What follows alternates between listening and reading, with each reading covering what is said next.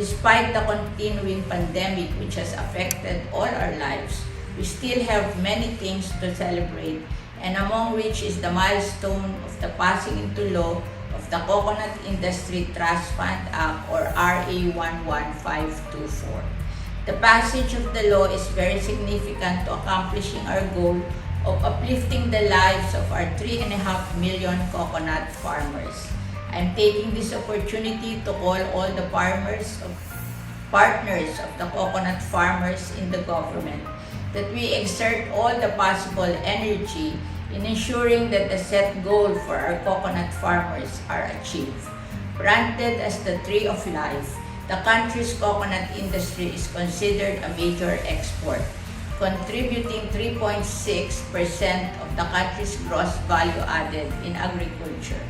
Still, it has so many more potential, and what I envision and I hope everyone here in attendance will also support is that the potential of the coconut industry redounds to our coconut farmers.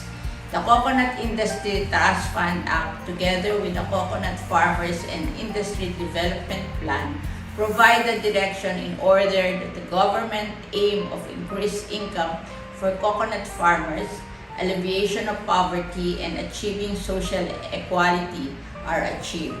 There are many issues blocking the full growth of the coconut industry, and through the Coconut Industry Trust Fund Act, I hope and expect that this will all be resolved. First, the country's export of coconut can further be expanded if we could increase the production.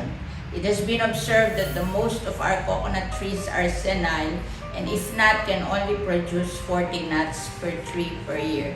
Thus, we have allocated 20% of the annual budget of at least 5 billion for development of hybrid coconut seed farms and nursery for planting and replanting that would be jointly implemented by the Philippine Coconut Authority and the Department of Science and Technology, Philippine Council for Agriculture, Aquatic and Natural Resource Research and Development, of what we call DOST, PICARD.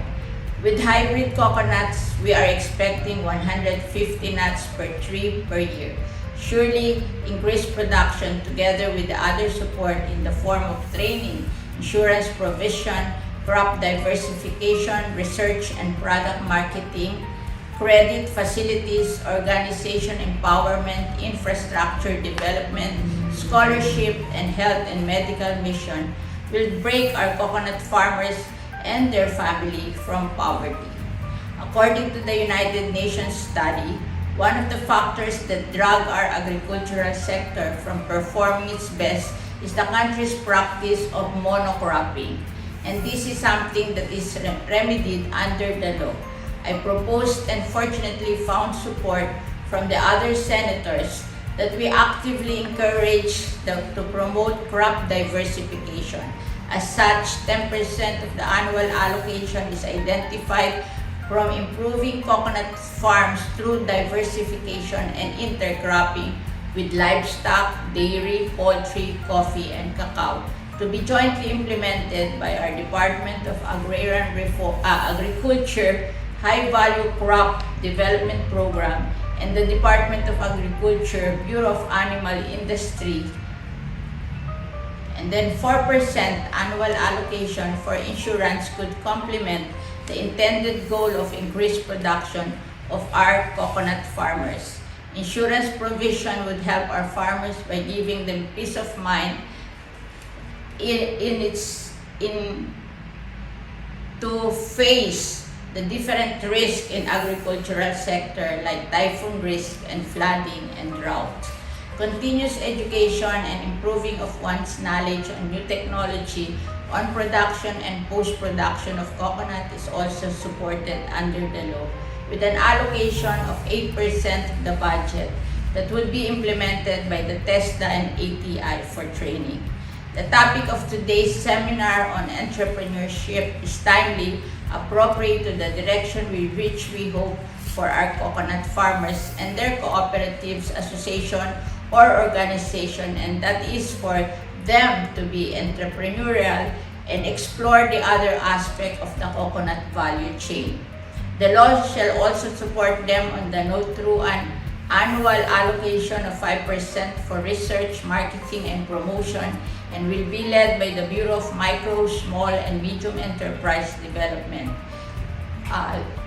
This will be complemented by the 5% annual allocation to the Cooperative Development Authority for the organization and empowerment of coconut farmers organization and their cooperative, as well as 10% annual allocation to PhilMec for the distribution of shared facilities for processing, and the allocation of 10% for credit extension by the Land Bank of the Philippines and the Development Bank of the Philippines.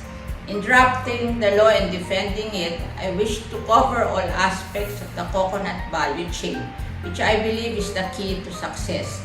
Hence, 10% of the annual budget shall be used for the continued development and construction of crucial infrastructure that will ease the access of our coconut farmers to the market, that will be implemented by the Department of Public Works and Highway. The Coconut Trust Fund belongs to our coconut farmers and their families, and through provision of scholarship for our coconut farmers and their children, with an annual allocation of 8% and 10% for health and medical programs on top of the coverage of PhilHealth, in addition to the previously enumerated use of the fund. I have confidence that the quality of lives of our coconut farmers will be raised. I wish the webinar success and that each of the participants to gain considerable knowledge. Thank you once again. God bless and stay safe.